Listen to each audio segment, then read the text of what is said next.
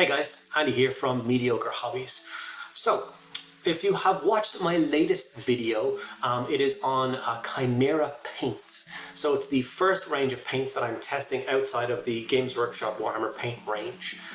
It was a lot of fun to do that video, and it was from the perspective of can a regular army painter, modeler like ourselves, make use of these paints? And if the answer is yes, then how do we make use of these paints? So if you're interested in checking it out, there's a link screen above you right now. You can click on that and check out the video.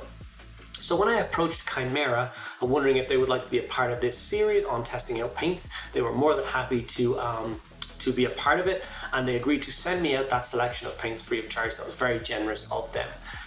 In the same email, they also mentioned that they have an upcoming Kickstarter for some absolutely staggering 38 and 75 millimeter scale miniatures. And if I wanted to, they could send some of them out for me as well that I could show off in that video just to promote the Kickstarter a little bit. I of course said yes. Getting some cool miniatures is always good. And let me tell you guys, when the miniatures arrived, I didn't really have any intentions of painting them up. At least they didn't have any intentions of me painting them up. They just wanted me to show them off. But I decided that I would, of course, go above and beyond and paint up one of those miniatures. They were kind enough to send me out some of the miniatures. I might as well promote it as much as I can. But I had no intention of painting this 75 millimeter scale miniature until I seen it. I had no idea resin miniatures could be that beautiful and that crisp. And that's when I made the decision that I'm gonna go way outside my comfort zone and do my very best to paint up a 75 millimeter painter's miniature, which is something that I have never done before, never thought about doing before, never attempted. It's not something you will see in this channel an awful lot, but it was absolutely an experience. I learned so much about painting from just this one video, and I hope I can pass some of that knowledge on to you guys.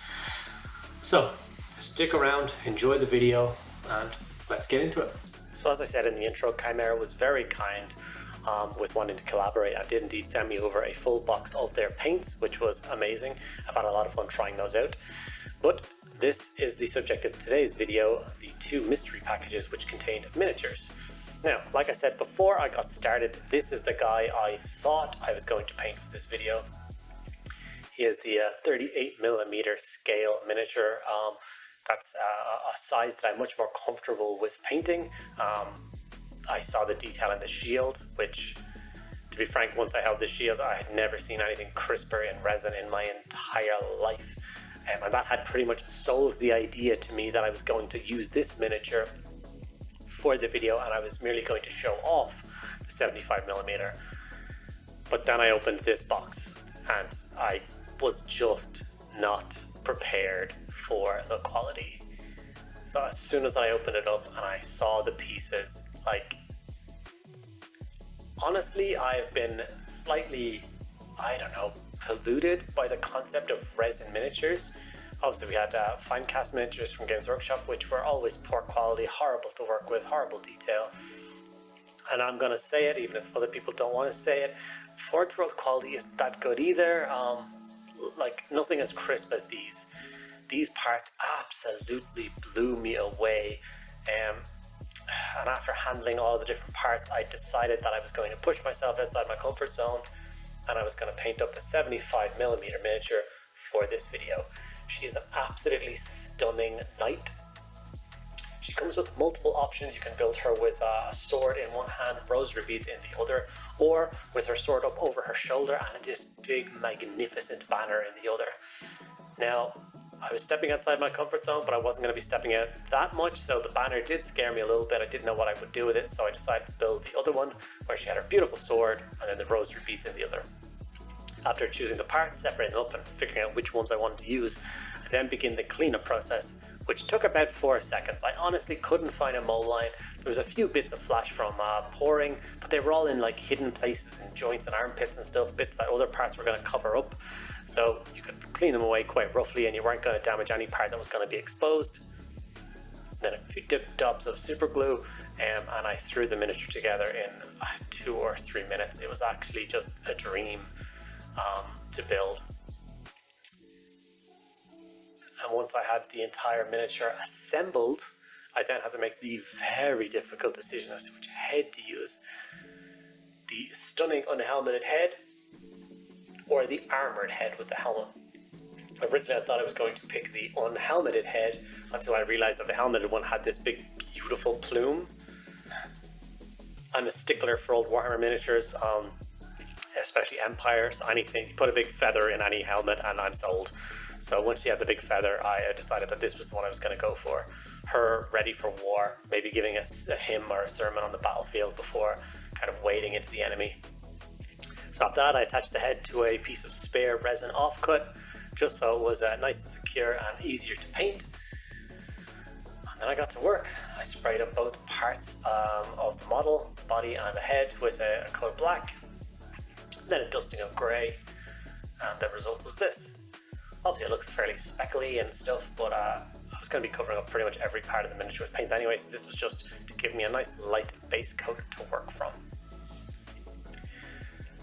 So normally, like I said, this model wouldn't be something that I would interest me all that much. It's kind of a painting for the sake of painting, whereas I like to paint for the sake of having miniatures painted to play games with. And that's why the 38mm miniature was the thing that was crying out to me most. I thought I was going to paint that up and use it in a Warcry warband or other such game system. Always having a miniature be useful in a game is something that I'm drawn to. But like I said, once I seen this miniature, I thought, you know what? This is just going to be a different experience. I'm going to go all in and give it a try. And I'm so delighted that I did. I mean, normally when you look on a website and you see 75mm miniatures on websites and stuff, they are painted by the absolute gods of the painting world, like the true titans of painting, multiple Slayer Sword winners, Golden Demon winners, and all sorts. Which to me is extremely off-putting, seeing those miniatures on the website. Sure, they show off the model in an absolutely staggering way, but for normal average painters, it's that whole thing of, I can't paint it like that, so what's the point in getting it? But then I started thinking about, well, who am I painting it for? I'm not painting it to enter it into a competition. I'm not painting it for those titans of hobby to see. It's for me, it's for my enjoyment. It's going to be a piece that's going to sit on my shelf in my collection for years to come, and I'm going to be super proud with the end result. So why shouldn't I paint it? Why are things like other people's expectations stopping us from buying the miniatures that we want? I've always said, I've been an advocate of, don't let fear of painting stop you getting a model. I don't know why up until now I thought that only applied to models that you needed for armories and stuff like that. I never thought about just big, beautiful painting pieces, busts and so on. So getting around that as an idea was very freeing to me. And I thought, I'm just going to do what I do. So I started throwing paint on it. I got all the block colors on like I normally do. And then I'm going to wash the entire model with Nuln Oil, like I normally do with a model that has lots of silver armor. And if any god level painters are out there seeing this video and their toes are curling and they're screaming out that I'm ruining this miniature or so on, remember that it's not for you, it's for me. And I'm enjoying myself. I'm pushing myself outside my comfort zone to try something new. And I'm loving it. So the metallics on this piece were all done using Games Workshop metallics. I'm not comfortable enough or even remotely talented enough to do non-metallic metals, so I of course stuck to the traditional metallics, which I prefer the look of anyway. For every other paint used in this miniature, I mixed from the Chimera paint range. I thought, well, if I'm going to be painting up one of their miniatures from their upcoming Kickstarter, then I might as well go all in and use the Chimera paints. So this is the metallics all layered up. So far, I think it's actually looking pretty nice. I don't feel like I've quite ruined the miniature just yet. But it's now time to move on to the trickier parts and try and layer up that red. So we took the pure red and the green from the Chimera set, mixed them together to get a darker tone of red, which is what we're going to use to put down the mid-tone for all of that cloth. So like I said, it's a wet palette and two Chimera paints mixed together gives you that tone. That's the whole thing about Chimera paints. You basically find a tone that you like, you put that color down, and then add brighter or darker colors into that to get the lower tones for the shadows and the brighter tones for the highlights. Chimera paints in general are a step outside my comfort zone. I'm used to just looking for the next pot of paint that's the right tone for what I need. So doing these two videos and doing this entire project and getting to collaborate with Chimera was actually just a really fun experience, getting to really play around with miniature painting in a way that I've never really done before. And it's something that I would recommend everybody do. You might be surprised with how much you actually enjoy the experience. So like I said, this put down the mid-tone red, which I quite enjoyed. And then I went straight back in after mixing just a little bit more red into that mix to get the highlight color. So I went back in and put the bright, vibrant red on the highest folds of the fabric, just to really make that red pop and explode out onto the miniature. I mean, originally when I thought about what colors I wanted to go for, it was like a Lannister from Game of Thrones that jumped out of my head. I wanted to do the silver, gold, and the red and mix those together. One of the things I also wanted to try was a skin tone using the Chimera paints.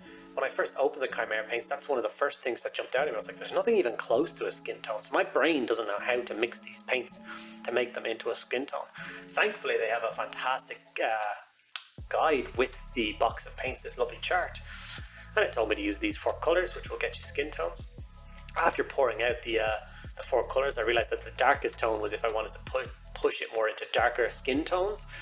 And I think she is a Caucasian miniature, so I went for the lighter skin tones. So I didn't use the dark tone there. So all I do is mix the yellow, the red ochre, and the white together. And in my head, even as I was mixing these, I was like, I wonder how I'm going to know how much of each paint to mix to get the skin tone that I'm at. Oh, there we go. Just grabbed a dollop of each and I started mixing, and all of a sudden I had this skin tone that I was like, well, this is beautiful. This is exactly what I need. Brilliant. So I grabbed that skin tone. I was as surprised as anyone else, and I base coated her face. Her face is the only piece of skin showing in this entire miniature. She's covered up head to toe in armor, as any soldier in war would be, and she's even got her gloves on, so even her hands are not showing. So I quickly laid down the base coat for the face. Careful not to hit any of the gold or silver on the model.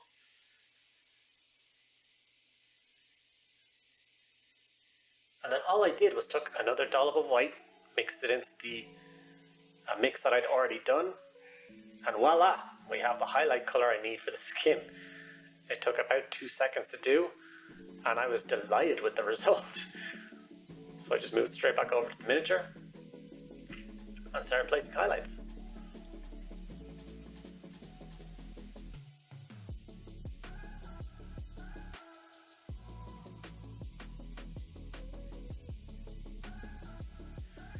I was very careful here just to get the raised areas, tips of her cheek, her nose, chin, lips, those bits and pieces.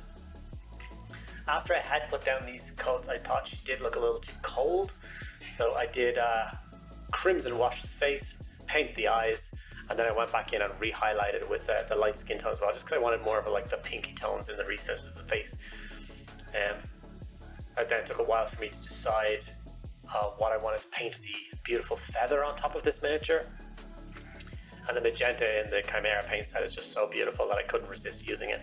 So I painted up the big feather on top of the miniature and the handkerchief in her hand in that beautiful magenta color, and then moved back to the yellow ochre color for her blonde hair.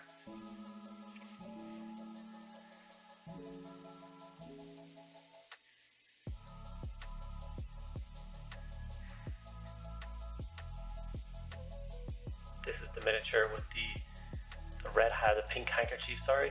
I then went in on her rosary beads with the pure white and tried to give them that pearl look. And the white pigment is so strong in their paint that it was so easy just to put a dot of white along each bead all the way around, and it gave me this perfect pearl color.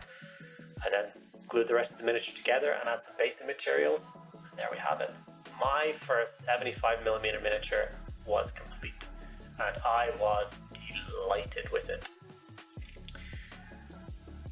if you guys like what you see, you are curious to know a little bit more about Chimera, their paints, or the miniatures that I'm painting here, I will put links below to their upcoming Kickstarter, which runs from the 20th to the 8th. That is the 20th of April to the 8th of May. And there's a link there on their website, on the Kickstarter website, where you can know more about it when it is actually officially launched. Like I said, there was links at the beginning of the video to my previous video where I play around with their colors a little bit more.